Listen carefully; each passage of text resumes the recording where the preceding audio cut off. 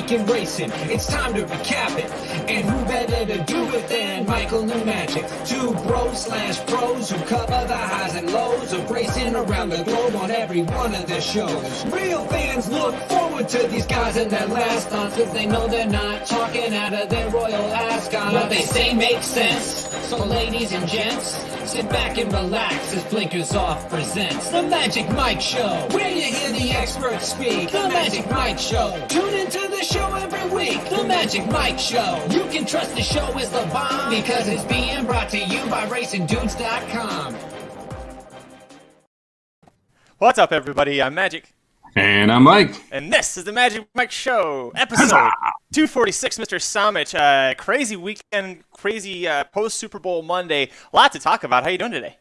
I'm doing good, man. Yeah, it was interesting how literally the world stopped right before the Super Bowl. I don't remember it that clearly in years past, but like all the racing ends, you have all the other sport, like hockey's done, basketball done, everyone going afternoon, and then the Super Bowl starts. And unfortunately, about a quarter and a half in, the Super Bowl was over. So I was looking for other action. Luckily, one of my guys, CK, posted up California plus 10.5 to get back some of the Super Bowl losses, and that was a little fun way to end the evening. Boy, it was Sunday it feels like a blur because I woke up. Literally at 12:01, cracked my first beer. I ordered a case of Coors Light, which is my favorite cheap beer. And I don't really drink beer anymore. I was like, I gotta have beer for the Super Bowl. Wait, so I got that. 12:01 kicked. I kicked open the Coors Light, and as quickly as I opened the Coors Light, I think the Chiefs' Super Bowl chances were over. I feel bad. I don't mean that. We're not trying to harp on the Chiefs or anything. They just didn't show up, and Gerald will be the first one to admit to you. I feel bad for the guy because there's nothing worse than getting excited to see your team try to win a championship, get that far, and then just not even show up. I mean, if they lost in overtime or by a short margin, I mean, there was nothing exciting at all about the Super Bowl to me.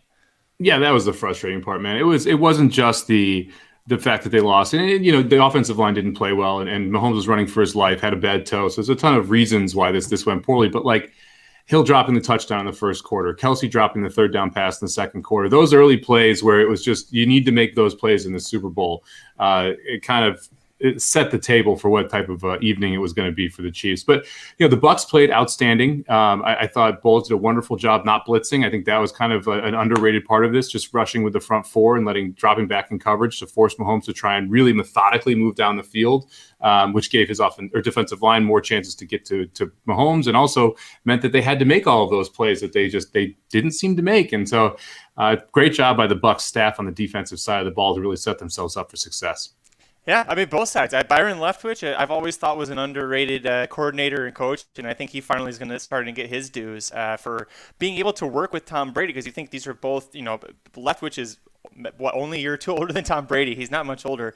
And was also a very serviceable quarterback in the NFL for a long time. And so they speak different languages. And so I remember when the NFL season started, we were talking about the NFL and how the Bucs were off to a slow start. And their last loss was to the Kansas City Chiefs a long time ago. But at the time, it was like, man, the Bucs don't really look like they're meshing very well. You've got Arians, who's a hothead, Brady, who knows what he likes and is used to a certain way. All they needed to do is lose to the Chiefs, and they didn't never have to lose again. So, listen, tip of the hat to them. Tom Brady, obviously the GOAT, 7 Super Bowls, now more than any franchise in NFL history. I mean, that alone is something that's special to say too. Yeah, it's that one's probably put to bed. We'll just put it that way. I don't think you can really make an argument around anybody in football at this point of being a more superior athlete to Brady, and it's going to be tough for someone like Mahomes to be able to challenge him now. I mean, all the talking heads have said this all week, but you had to win that one if you were Mahomes. And it's unfortunate because I don't see, like, you watched the game last night, and I bet on the Chiefs, so I was wrong as well. Like, you watched that game last night and you realize Chiefs maybe win 1-10, 2-10, based with that offensive line and Mahomes' toe. So it's just one of those things where it sucks for Mahomes because it really wasn't his fault, but the history books is going to show that Brady beat Mahomes now 2-0 in the playoffs, 1-0 in Super Bowls.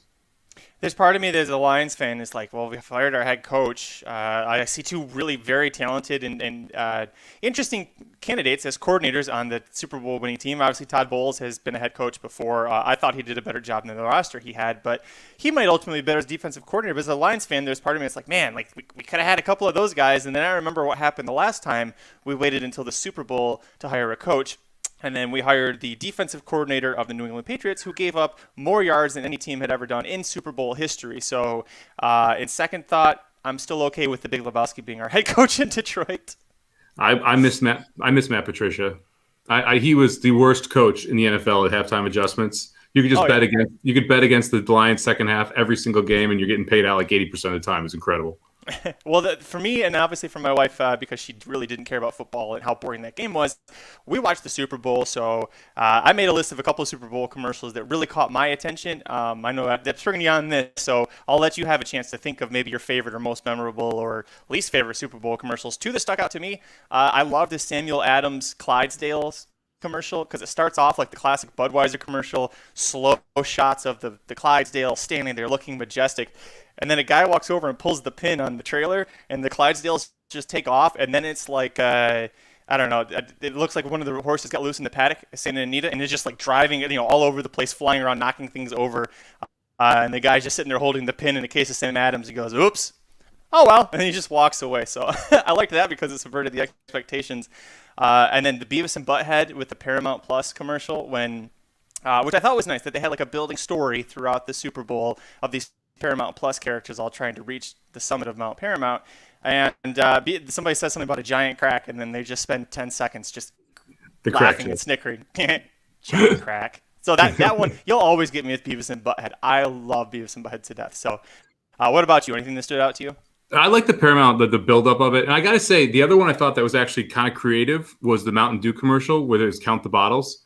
Because I can just imagine the amount of people that pause. So I think it was like $1 million if you're the first person to count it and get it correct on Twitter. I can just imagine there were people who pause like, "Oh shit!" Like click, click, click, click, and then like slow-mo through it, 1, 2, 3, trying to get the number of bottles when someone who worked on the commercial's friend actually won because they knew the number before it aired. But yeah, I mean, I thought that was actually a pretty unique way of advertising. So I thought that was kind of cool too. They kind of built in the contest to it. That was great because as soon as it happened, I thought, man, like this is the perfect time for DVRs. You just go back and I figured by the time I get done counting, there's going to be 1 million people that are way ahead of me. So that was good. Also, Oatly. I don't know who runs Oatly's PR team, but you should fire them and hire Mike and I because putting your CEO in the middle of a field to have him singing off key and that's your Super Bowl spot, I didn't want oat milk beforehand. I sure as shit don't want oat milk after that. Oh, that was the CEO? That was the CEO, and he's out there singing in the field like a crazy person. I'm like, that's what oat milk does to you? I'm going to stick to cows. Thank you very much. Hard pass. Terrible ideas. Well, other than the Super Bowl, what is the best thing that you saw this weekend? So this one's actually kind of easy for me. I don't know if you heard the announcement this morning, but Elon Musk and Tesla bought $1.5 billion worth of Bitcoin. And they did this all last week. And I think it's hilarious. Because all last week, Elon Musk was tweeting about Dogecoin, which is this like altcoin, essentially limiting the value of Bitcoin because people are selling Bitcoin to buy Dogecoin. So while his company is buying $1.5 billion in Bitcoin, he's convincing other people to sell their Bitcoin to him so they can buy another asset. Now, it worked out great for those people because Dogecoin is way up. It's like at 7 cents or something, and it was 1 or 2 cents last week. But oh my God, like this is like next level financial, like just manipulation. It's incredible by Elon Musk. I think I utterly respect the dude for the game that he's showing here.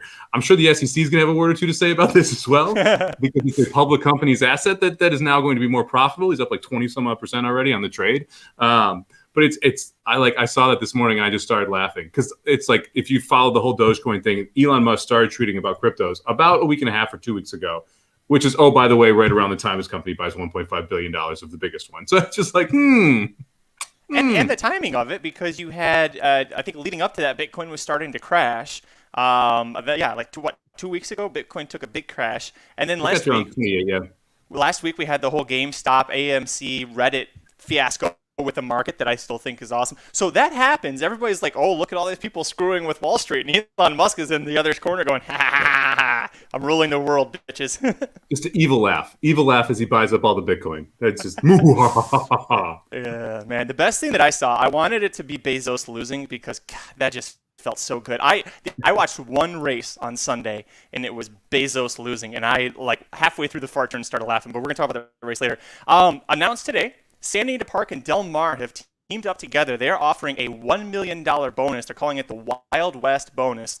If you, as a horse, sweep the Big Cap in March, the Gold Cup in May, and then the Pacific Classic in August at Del Mar, if you sweep those 3 Grade 1 older male handicap division races, they're giving you $1 million. On top of the fact that as the winner of each of those, you'll have earned over $750,000, I think $780,000 just in purse money. They're going to give you $1 million bonus. I think this is genius because what's the problem we have at Santa Anita and Del Mar?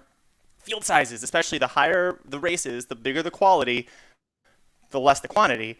I mean, if you're throwing $1 million at people's faces, at the very least, the big cap's going to have a nice field. So I'm very excited to see that these two tracks are working together. The purses are going to be the same, but they're also given a $15,000 purse bonus or purse increase on Big Cap Day. So a lot of great things happening in California, and I love the ingenuity of these two very separate tracks working together to try and boost up the field sizes for their three big races.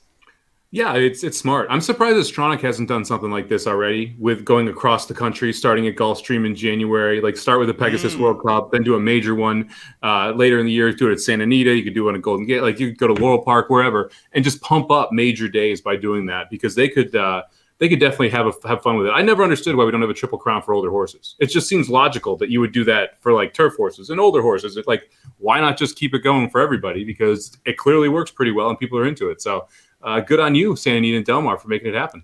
Here's what I think is a sneaky side effect of this. So let's say that the big cap, say Baffert wins one of his horses wins the big cap this year. He's not, his magician's going to win, but let's say he wins it with, say, like Mastering. He might not necessarily run him in the Gold Cup. He might sit on it for 6 months because that's what he likes to do is sit on his horses and work them out for 6 months and make them look great, Bezos.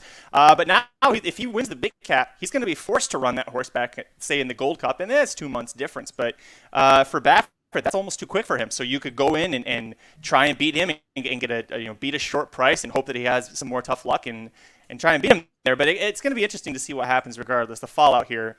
I think that the Saudi Cup and the Dubai World Cup will prevent the Gulfstream Santa Anita thing in the spring from happening. I think that's a fantastic idea. But at this point, because of those two races, the big cap is like the redheaded stepchild sitting in the corner.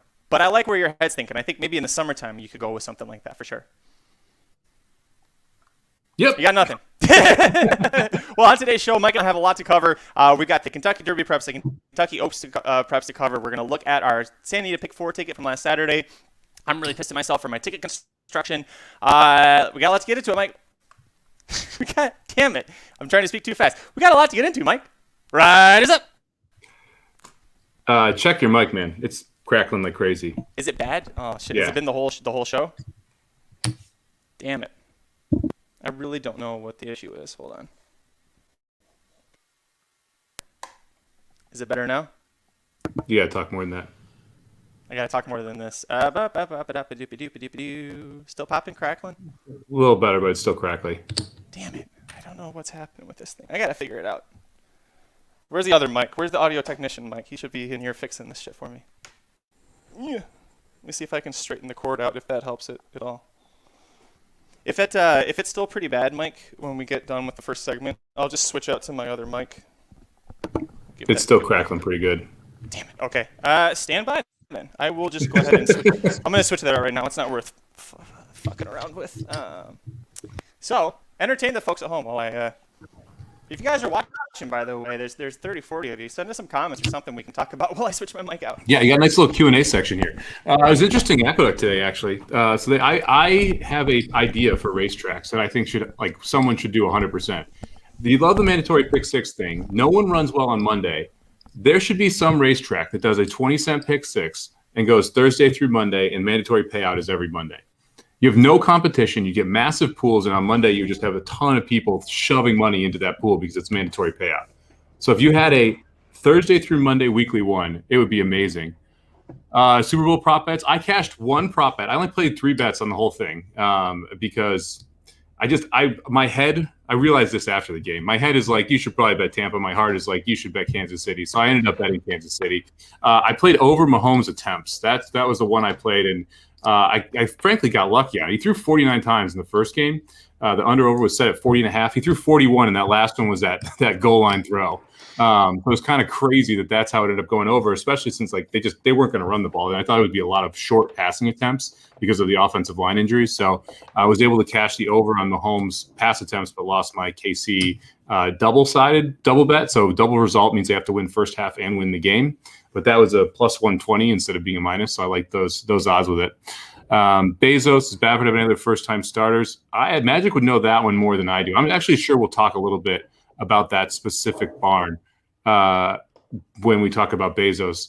Yeah, the prop for a fan running on the field was plus 600. I actually looked at it before the game and thought about betting it, but I ended up not doing it. I was kind of bummed at myself.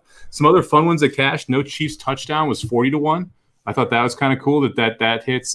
Chiefs with exactly 9 points was 200-1. So that's kind of crazy. And our boy Slim, man, killed it. He had Gronk first touchdown and 2 Gronk touchdowns, and so he bet I think like $60, $80, and cashed 500. So he had a pretty good day at the Super Bowl. Slim's gonna be lucky that Jared doesn't fire him after that. Yeah, that was kind of fun too. Yeah. Slim immediately texts the text chain that he's making money off Tampa as they fall down, as KC falls down 14-3. Jared, I was like, you and I were texting privately. I was like, I can't believe he just sent that text. Like, did he forget that? And listen, this is Slim. When you go to the racetrack, when Slim is betting, everything else he blocks out. He's very tunnel vision on what are my bets and did I cash. And he doesn't mean it personally, but he doesn't give 2 flying fucks about anybody else's bets when he's got money on the line. I take it my microphone's better? Yeah, your mic's better. You didn't hear my genius idea, which actually I want to say after this so we can put it on the podcast because I want a racetrack to do it. Oh, boy. No, it's a good idea. Feldy agrees with me. He thinks it's a good idea, too.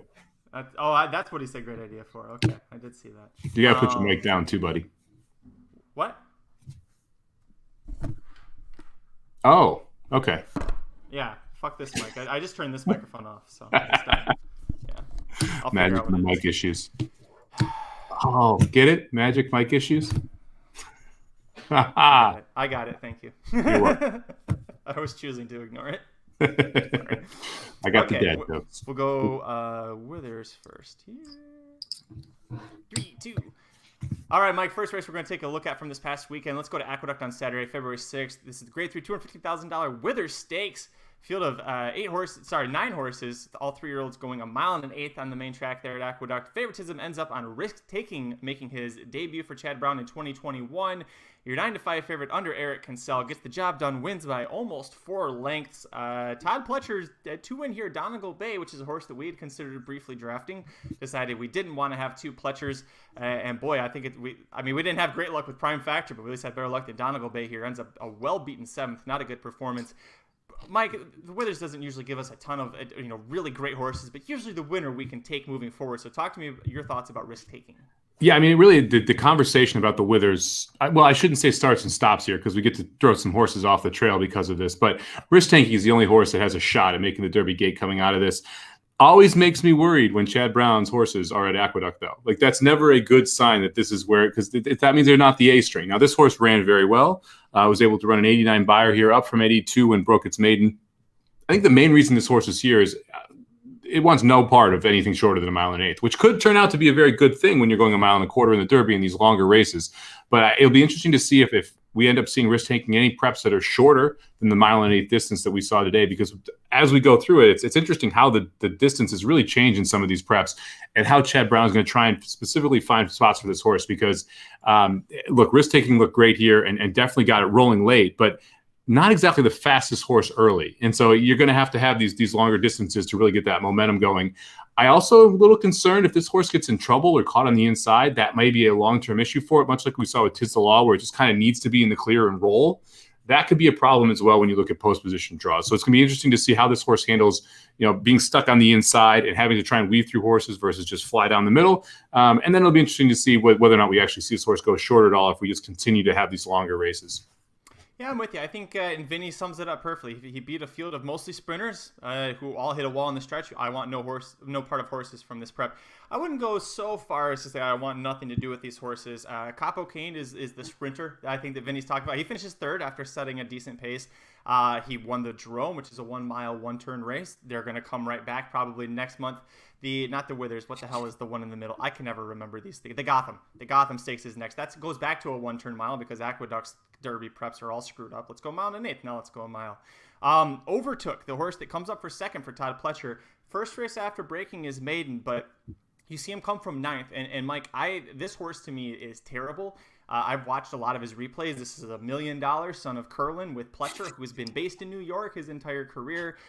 He is slow. The only reason he got 2nd is because of what Vinny said, which is that there's a bunch of sprinters in here. I think Capo Kane, I want to take him into Gotham because I think he'll show up there. And Chad Brown, to your point, Mike, Chad Brown did say risk taking is going to hold off until the Wood Memorial, which is another mile and an eighth race. So he's holding off, which I think is smart, by the way. You know, he spends a month and a half from when he broke his maiden to show up here. Maybe about 2 months he'll be at the Wood Memorial. So a good spacing there. But you bring up a great point. This is the New York string. This is not Chad Brown's best horses. The best horses are down in Florida.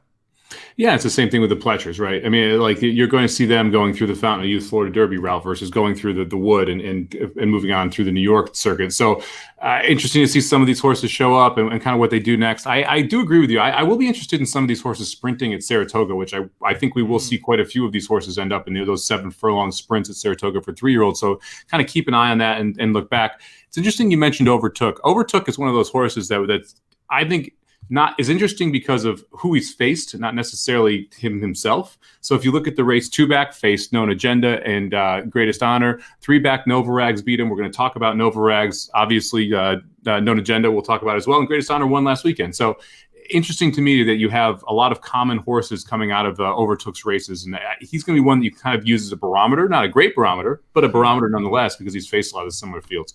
I'm with you. Let's move on to the second race that we're going to talk about from the Kentucky Derby preps this past weekend. We're going to Tampa Bay Downs to talk about the Sam F. Davis Stakes, Grade 3, $250,000 purse.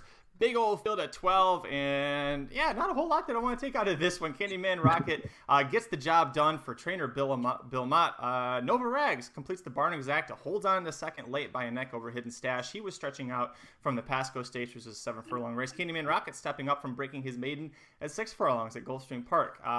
Hidden Stash was 3rd, Boca Boy, Note Agenda was 5th.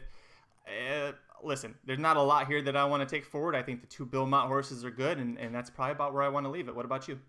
I want to nominate this for worst morning line of the year. We got an early leader in the clubhouse. I don't know, though. Caddo River and the Smarty Jones, he was 5-2 second choice, and the damn Sprinter was the favorite. That one was pretty bad, too. Yeah, but this one is across the board. I mean, Known Agenda 6-1 goes off as your $1.50 favorite. Candyman Rocket, your 3-1 winner, was a 10-1 morning line horse. The 7 horse Boca Bay 5-1 morning line goes off at 20-1. It's just up and down the board here. Like it was just it wasn't pretty. Novarags 4-1 morning line goes off at 8-1. You had horses that were double or like half of their odds, pretty much across the entire board. So pretty big whiff on that front of it. Look, it was interesting. I liked Candyman Rocket in the tournaments. I ended up not playing the horse. Jared was the same way. He liked this horse, ended up not playing it because we both thought this horse was going to get hammered from that 10-1 morning line. It does end up going off at 3-1. Yeah, I think I'm interested in the 2 Motts. I'm not sure I'm interested in Novarags that much long term. I think Candyman Rocket probably is the horse that has a higher upside. This is a pretty nice performance in my mind. This is the first time going 2 turns, stretching out from 6.5 and 6 furlong, maiden special weights, jumping up into stakes company for the first time, and being able to navigate not a tough field, but a big field. And one thing that we saw from this horse that I really like is that tactical speed. We talk about it every year when we're going through Derby preps. Tactical speed makes a huge difference, and Candyman Rocket clearly has that. So he's going to be more forwardly placed. He can make his own trip versus having to be fortunate where there's no other lone speed or no other speed to go with him, or he has to weave through horses coming from the back. He's always going to be sitting right in that 2nd, 3rd, 4th spot, which is the best possible place you can be sitting in these large fields of 3-year-olds. He's got a great base too, Candyman Rocket, in the sense of his connections, because obviously you got Bill Mott, Junior Alvarado. Aaron said this on Blinkers Off that for his money, Junior Alvarado's riding about as good as anybody right now. Alvarado invaded Tampa on Saturday with Mott and either won or got second in a lot of nice races. So he's got that going for him. Also, his owner is Frank Fletcher, also owns Frank's Rocket.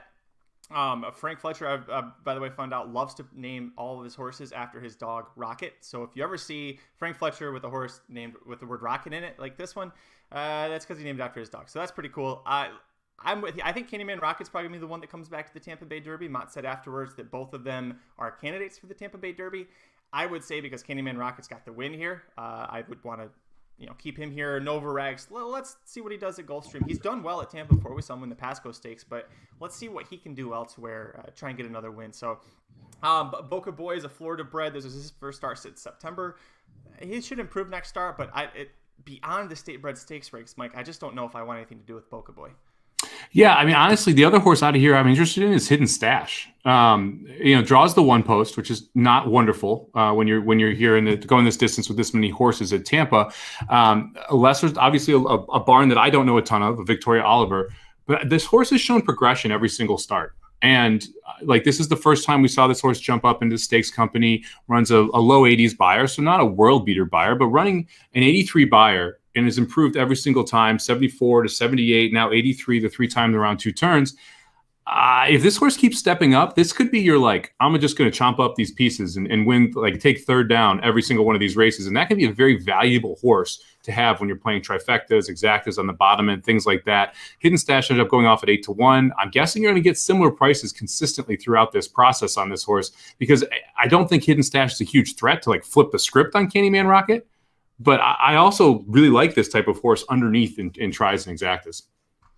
Let's move on to the third Kentucky Derby prep race from this weekend. We'll go to Santa Anita. It wasn't officially a Kentucky Derby prep, but the San Vicente Stakes, Mike, has given us good horses in the past, including Nadal, Nyquist. They used this as springboards to bigger years.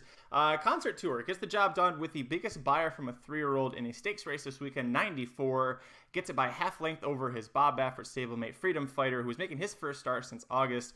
A Concert Tour kicked off the late pick 4 sequence at Sandy on Saturday that you and I covered on the show and had tickets for. We both singled Concert Tour. So as far as a betting perspective, Mike, the 2-5 favorite won, and we're alive to the second leg. If you were watching that race live, boy, it looked like Concert Tour really did not want to pass Freedom Fighter there, and I don't have a high opinion of Freedom Fighter, so to me, Concert Tour, this was okay, do we really, is 2 turns going to be better? I'm not quite sure. I'd love to hear your thoughts. Yeah, I'm not sure. Honestly, I thought this 7 furlong distance would be yes, the horse should be better with 2 turns. I guess let me start out with that. I mean, this is a street sense horse, Tabit mare. The horse should want more distance. A mile and an eighth, mile and 16th, mile and an eighth, mile and a quarter should be no problem for that type of breeding. But I'm with you. I kind of expect this to be a little bit more dominant of a victory. And I know going into this, we had people commenting on last Thursday how Freedom Fighter was outworking Concert Tour in the morning. And that's definitely something that I'm not a huge workout guy. So that is relevant to me. It wasn't enough to flip it over here because I believe Concert Tour is a more talented horse.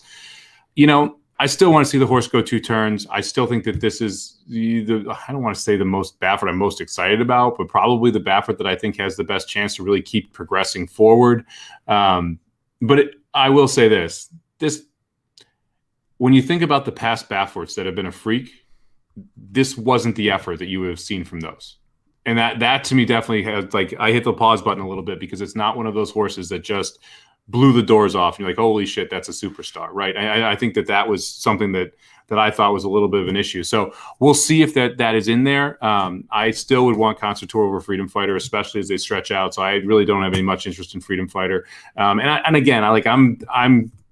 giving this race a pass, but at the same time, I'm not sure that Concert Tour, I don't think Concert Tour is the justify level, which is what some people were saying coming into this thing. I don't think it was just that level of performance. Yeah, I thought he was good, not great.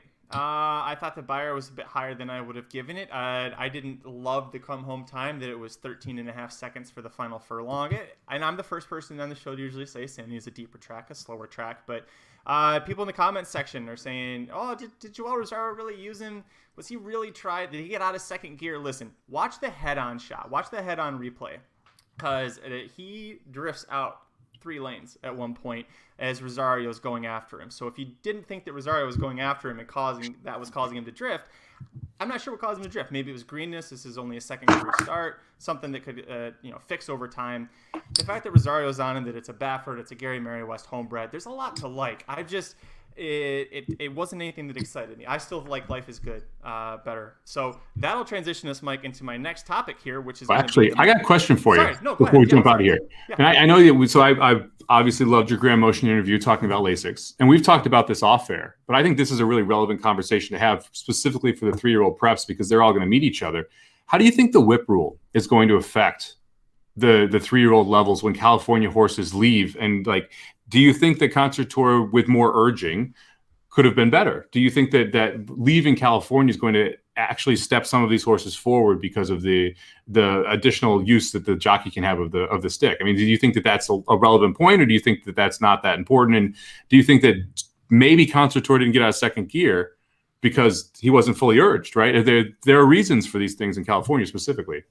No, it's a great question. My answer is yes. I think that's a big factor. I said that the exact thing when we talked about Medina Spirit winning the Robert B. Lewis, that I think if Cedillo was able to hit him more than 6 times in a race, like he could at literally any other track, that horse wouldn't have been that close. I think you could say the same thing for Concert Tour. And I think if you're looking for if you're on my side, you're like, it was good, I don't know how great it was, and you're looking for something to push it over, Mike's point right there is exactly what should push you over. But then you could make the same argument for Freedom Fighter, who was on the lead, gave it up, but still like fought hard there, with more urging. Does he get away from Concert Tour? Either way, the answer to that question, I think, is yes. What about you? I think it's going to depend on the horse, because I think different horses respond to it differently. And I think that it's really tough for us as bettors to understand which ones are going to respond positively and negatively. I mean, like, I can specifically think of like Nero, the Baffert horse, who would go nuts if you hit him. Like, and so some of these horses may be whipped aggressively for the first time in the Derby. That's a completely another thing that we have to think about as bettors, because we don't know how they're going to respond to that necessarily. So it's going to be something you got to at least have a conversation about, or think about, or look at, because some of these horses may take logical steps forward in when you're leaving California, and some may take logical steps backward. It might be because of the whip rule. Well, and Rosario is in my book, the number one hands and heels rider in the country. So if you need someone to get a horse across the wire first, and they can't use a whip, he's a good jockey to use. Excuse me. Let's talk about now where I was headed. The most impressive Kentucky Derby prep so far this year. And if you're watching live or the replay on Facebook, YouTube, Twitter, Periscope, thanks for joining us. Give us a like, a thumbs up, subscribe. We'd really appreciate that. Down below, I've got the list of the Derby preps, the official ones we've had so far. Capo Cane in the Jerome, Life is Good in the Sham, Midnight Bourbon in the LeCompte, Caddo River in the Smarty Jones, Greatest Honor, Holy Bull, Medina Spirit, Robert B. Lewis, Risk Taking the Withers, Candyman Rocket, the Davis, and we can throw in Concert Tour and the San Vicente. Mike, in your opinion, which one has been the most impressive Derby prep so far? Well, is it the Breeders' Cup Juvenile Derby prep? Of 2021. Oh, you notice I started January 1st with the Jerome. I know, but I'm to Derby points, right? I can go back there. I can hunt for that one. I'm gonna go with Greatest Honor and the Holy Bull so far. Then I thought that was the most impressive run. They had relatively quick fractions in front of him, but he just blew the doors off those horses. And the move he made 3 wide was the most impressive move I've seen from a horse. And that horse was hyped up. We were expecting either him or obviously our boy to show up there, and Greatest Honor just kind of ran by him and made everyone look like they were standing in mud. So I'm going to go with Greatest Honor as the most impressive winner so far in 2021 in a Derby prep. I adjusted it on the screen there. I was tied between that, so I'll go to my other one here just because you brought it up. I thought Caddo River, Smarty Jones, the more I think about that, the more I'm like, he did exactly what he was supposed to do. He beat the shit out of a field that really didn't belong and going forward on the Kentucky Derby Trail. So I thought that the fact that he literally did everything that you could have expected him to do, other than lap horses, I think that's the only other way that people would have been more excited about that. So I will go with that, but I think Greatest Honor, especially because of who we beat, and we talked before that race and afterwards, Mike, about what we thought of that field's chances moving forward. So I'll agree with you on Greatest Honor. Yeah, he was impressive. And obviously keep me in mind, as Philly's mentioning here in the chat, is coming back, and we haven't seen God, I can't remember the horse that won the Breeders' Cup Juvenile's name right now. But we haven't seen him come back either. So Essential Quality. Yep. Essential Quality, there it is. So we still haven't seen some of those big time players come back from last year and run. It's going to be fun. We have, probably 25, 35 horses right now. They're really in the conversation. We need to weed it down. I think that's what we're going to see over these next couple of weeks, and kind of focus in on 4 to 5 big time competitors.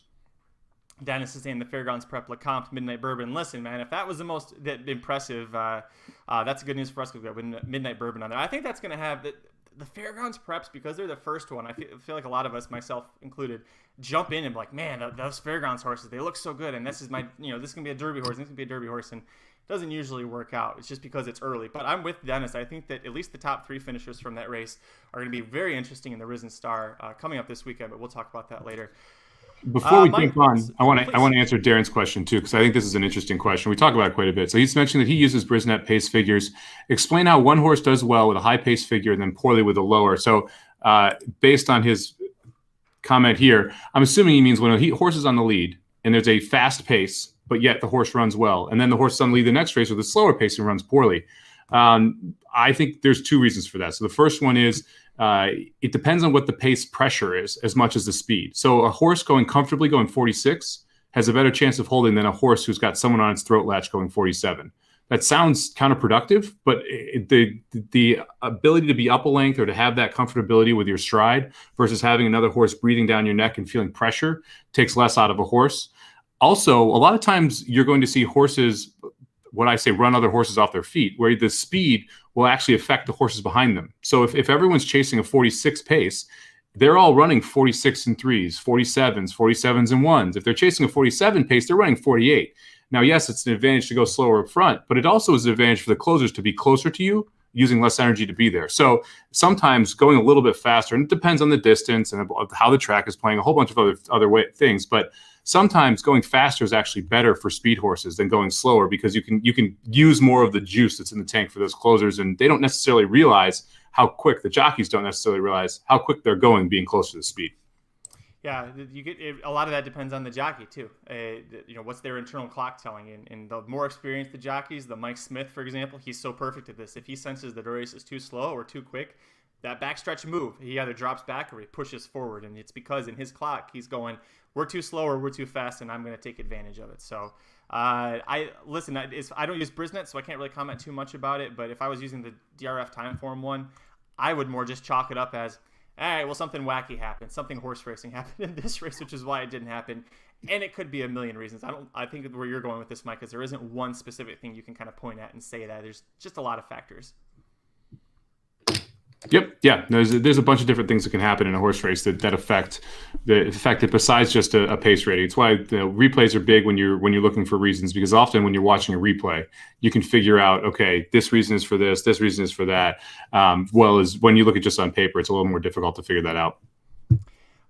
All right, Mike, let's move on and talk about the Kentucky Oaks prep races from this past week, and we'll go back to Tampa Bay Downs. We're going to talk about the Suncoast Stakes. I felt so bad for Dr. Miranda because she put a lot of work into previewing this race, and then all of the horses that she liked and a couple she was trying to beat, they all ended up scratching up. Oop, this is Dream Shake. Did you want to talk about Dream Shake? Let's talk about Dream Shake. Let's go back to this one first. Just because, like I teased, I wanted to talk about Bezos losing. Good Lord. I halfway through that turn, Mike, I just started laughing because I knew, I was like, oh, this is over for him. Harbored Memories is a horse that I thought was sneaky in here underneath. He is a half brother to Galilean, who's very strong Calbred. Mr. Impossible is a half brother to Harvest Moon, so he's got plenty of talent as well. Dream Shake at 20-1, a first time starter for Peter Urton, who I think was 0 for 27 with first-time starters going into this race. Very impressive winner, gets, I think, a 94 or 96 buy or something extremely high. Bezos throws in the towel. Do you think Dream Shake is a worthy horse moving forward for the Kentucky Derby Trail?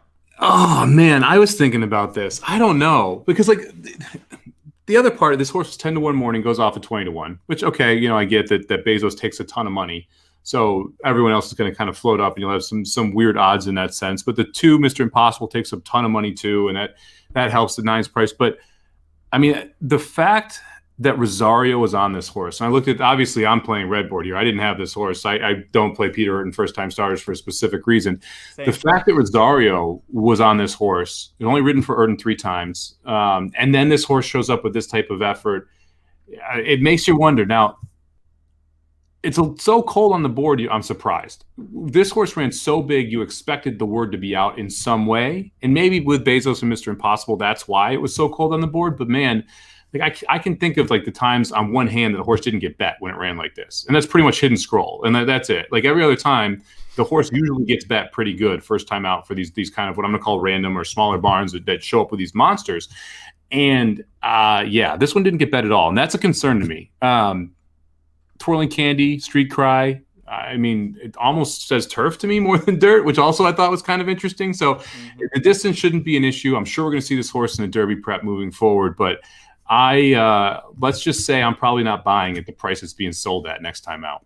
Oh, definitely, especially the price. That's a total wedding funeral situation. Like Nick even said, you got the perfect setup. I don't know about that because I've watched it a couple times and I thought he just had a monster effort. But regression next time out, when you debut with a mid-high 90s for a barn that doesn't win on debut. Urton afterwards had said that he was surprised. He said 4th or better was his goal going into this race. What? No. I don't want this horse moving forward. The one horse out of here that I do think everyone should stable up is the 6-horse Chaos Reigns.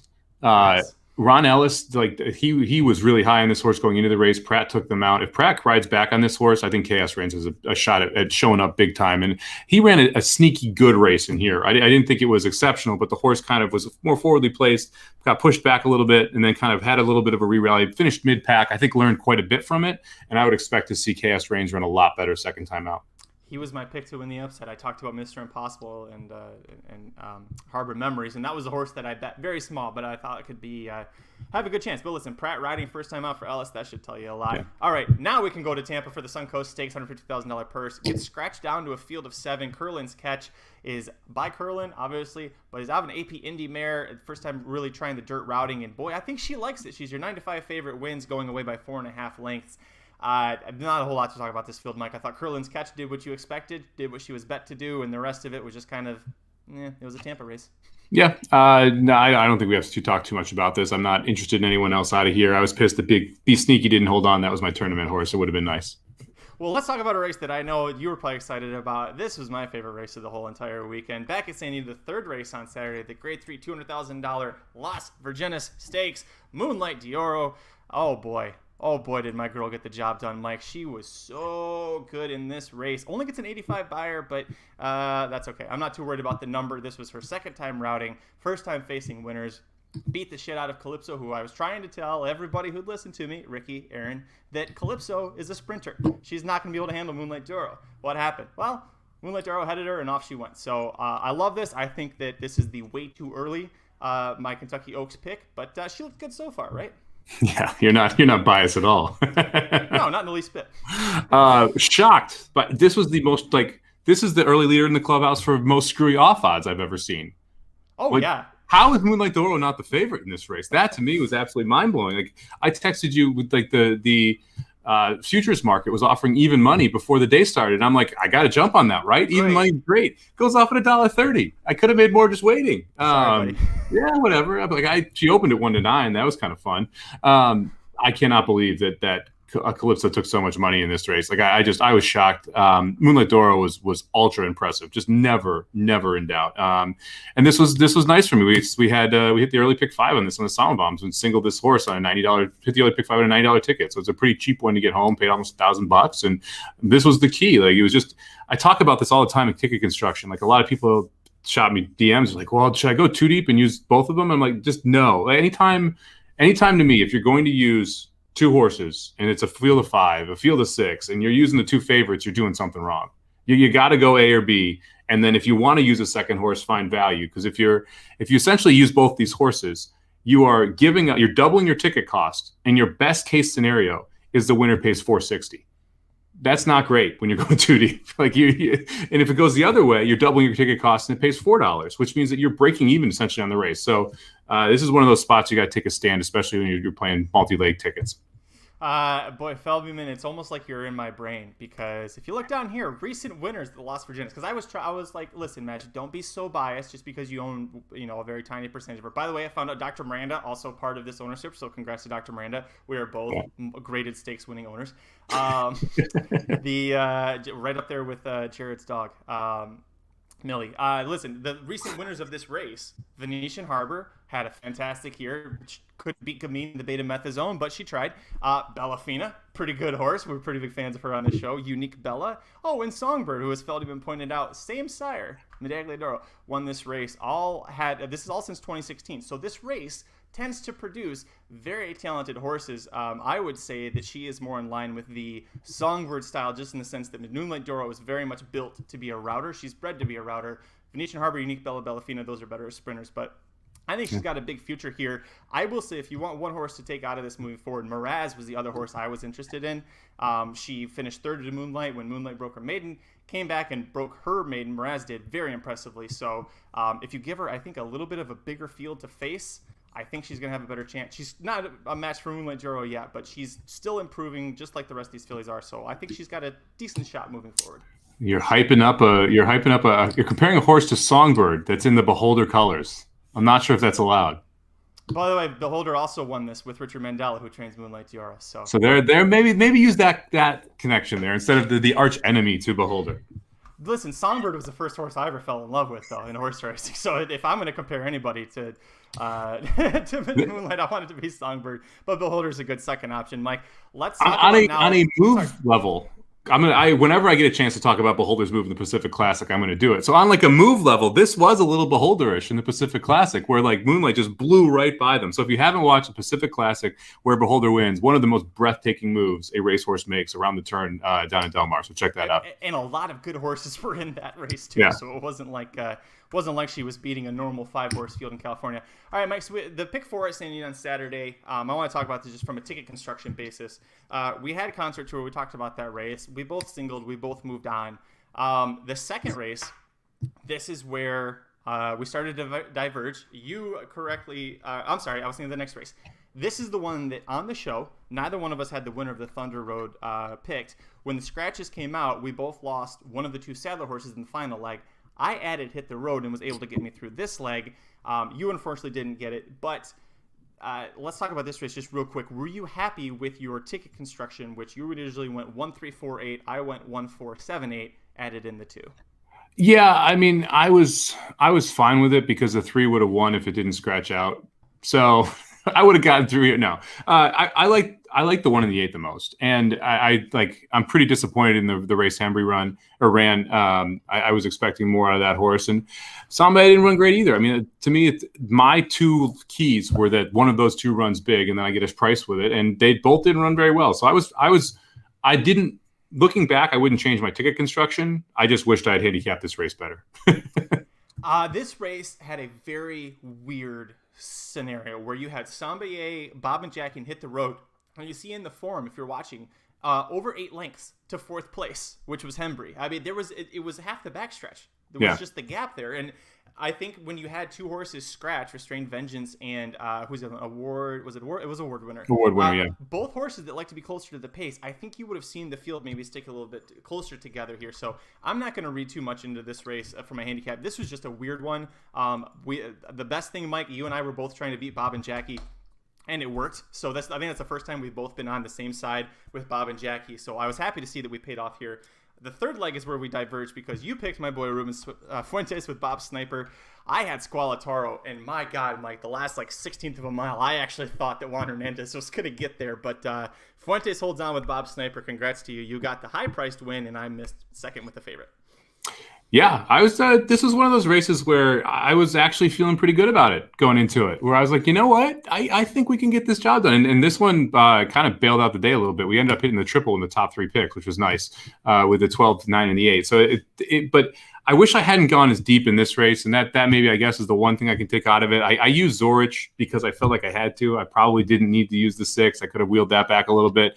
But look, we've talked about. You're a big fan of Ruben on this show. If you're playing Santa Anita right now, I think you kind of have to respect Ruben because he had some issues around getting days and getting suspended and got taken away from a lot of different barns. I think he's getting the sneaky good horses from the secondary barns right now because they realize they can get him to ride races like this, which is the lower level claiming races. And he is going to, specifically because he's trying to get his book back, give like that 100% crazy effort. And he's won a couple of these races now at decent prices. Mm-hmm. The turf sprint over the weekend that he won at a decent price. Obviously, the 12 here, Bob Sniper, he wins at a decent price. But this is also just one of those classic horses where we're third off a layoff. The horse, you're seeing that progression for the Brinkerhoff barn, and you're also getting you're also getting that outside post draw, which is not a bad thing at Santa Anita going 6.5. You're able to really figure out where you're going to fall in line and be able to swoop around and make a move. And I thought. Ruben did a great job of getting this horse in position to win. He was able to get the job done. Squalataro, man, you just need to break better. That horse was so bad out of the gate. If he just breaks a little bit, no, it didn't work out. That's racing luck. That's how it goes. We move on to the 4th and final leg, and this is the one where we both struck out. We both identified the morning line favorite, Agree to Disagree, who was 7-2. Great morning line by John White, still finishes at 7-2. We thought this was a good favorite to try and beat. And Mike, I was pretty good with a lot of my strong opinions earlier in the day, Saturday. Identified the correct favorites to use and to try and go heavy with, like Moonlight. Concert Tour, I took a couple of the big swings. They didn't land, and trying to swing against this horse just bit me in the ass. But Adana was a horse I was very strong on and almost got the job done. My ticket was blown at this point, so it didn't even matter to me. But, man, I really thought that I handicapped this well. Agree to Disagree just ran a race I didn't see coming. Yeah, and we should have talked because this is the horse I added when the 11 scratched out. So I ended up getting this one home, but hit the road in the 2 races earlier. So it's funny how that it goes back and forth, and sometimes it costs you, sometimes it doesn't. Yeah, I mean, for me, I ended up using this horse because it was a logical add-in, and I decided I had the horses I liked in the other race, and so I decided to add here instead of adding in that race. Obviously, I wouldn't have gotten it home either way, but it's one of those where we talked about Urton, not great first time out. This is second time out, Urton. And we talked about this on the show last week as well, where all of a sudden you're seeing closers win on the Santa Anita turf, which is what we both kind of felt like was going to happen going 6.5, because it's that weird 6.5 configuration. It's tough for speed to hold up that entire stretch after running the longer backstretch as well. And I think we're starting to see that play out. And you mentioned right after I mentioned it that it rained. I think you have to really look at the weather at Santa Anita. And if it rains a couple days before, the turf course is going to play a little softer, and these 6.5 sprints are going to go to the closers. If there's no rain and it's rock hard, I think the speed has a big advantage. So the weather kind of almost plays to where you should be looking in these turf sprints at Santa Anita right now. Also, I just can't. The fact that you made a joke about Run Happy not getting any winners, and then this is the horse that did it, is a flipping Run Happy. Like, we didn't talk about it on the show, but Thursday morning you'd made a really funny tweet about Run Happy not being able to buy it, or Mattress Mac not using $3.3 million on his Super Bowl bet to buy a winner for Run Happy, and Run Happy just kind of went, okay, Mike. All right, yeah. We'll see what you got here. You know what? If Run Happy's response is I'm going to win a 3-year-old 50K maiden claimer at Santa Anita, that's just fine. If you want to spend $3.3 million to win a 50K maiden special weight or maiden claimer sprint at Santa Anita, then you go right ahead and do that. On the turf, by the way. Run Happy, not a turf horse. All right, that's going to do it for this episode of the Magic Mike Show. Thanks so much for going through it with Mike and I. A lot to talk about. I really appreciate you guys joining us to join in the conversation. Remember, you can always join us Mondays and Thursdays, 2:30 Pacific, 5:30 Eastern, right here on YouTube, on Twitter, on Facebook. We'd love to interact with you. We have a lot of fun doing it. Mike, a couple things to look forward to this week. Actually, plenty. The Risen Star Stakes is this Saturday. The card is already out. God bless you, Fairgrounds. They got it out a week early for us. The Inside Track wagering guide to the Risen Star Stakes is in my inbox right now, so I'm going to be spending the rest of the day editing it. I would hope that either a Tuesday night or Wednesday morning it is officially available, not just for pre-sale, but for you to fully purchase and download at that moment. So check that out. By the way, speaking of the Risen Star, the preview is already live on the website. Aaron Haltzman was busting his ass this morning. Get that ready for you guys. It is live. It is posted. Go check that out. We have Midnight Bourbon racing in it, which I'm excited about because it is a horse that won the Lecomte. He's returning back to Fairgrounds. And frankly, Mike, that's the only horse in our stable that's got me even remotely excited right now. So please, little buddy, don't let us down. Go ahead and win. That'd be great. Please. Yeah, I like that you've now hyped up Moonlight Doro into Songbird. Way to go, Magic. Good job. And we haven't used. And by the way, Vicky, I meant to say something because she commented earlier. Vicky was doing her best Geist paddle, which I appreciate. By the way, that Geist paddle made sure to explain. He said it's just like saying poltergeist. So I really appreciate that he tipped me off on how to pronounce poltergeist and Geist. Vicky Felker doing her best Geist paddle impression with really impressive weekend. Some massive $50 pick threes that she cashed for what, $2,800, $3,000. So congrats to you, Vicky. I mean, Vicky's been with us for almost since the very beginning, I believe. So very excited to see her continue to do well. And I think Mr. Samich, I think she's learned a few things from your Samo bombs. Pick threes, man. One of the most underrated bets in racing. I don't think people realize how valuable they can be because the pools aren't as big. And so when you beat one favorite in a pick three, it balloons it like crazy because it's amazing how much pick threes are valuable. And so for me, it's one of those things where I often will play pick threes and see if we can get some of those scores home when I'm either out of a pick four or if I really like the first three legs of it, or I'd like to try and structure them and try and get $5 and $10 pick threes home because those often can pay for your day and then some. You just look, man, 3 races is easier to hit than 4. We'll just put it that way. That's one thing, by the way, that I learned from Saturday is that I should maybe just stick to doing rolling pick threes as my bets because I'm pretty good at them. It's getting 4 races in a row that it's like my Achilles heel. There's always something. There's always one race that throws me off there. And if I could just string together 3 of them, playing 2-3 horses at a time or pressing opinions like Vicky does, maybe I'd be rich like Vicky too. So something to strive for, something to push myself for. Mike, our Thursday podcast, 2:30 Pacific, 5:30 Eastern. Would you like to do Fairgrounds where we've got the whole big guide in I think 7 or 8? It's an all stakes late pick 4, or we can take our chances with whatever happens at Gulfstream. What do you want to do? Man, let's call it TBD. Okay. I don't know if you've looked at the forecast for Fairgrounds, but it's less than good.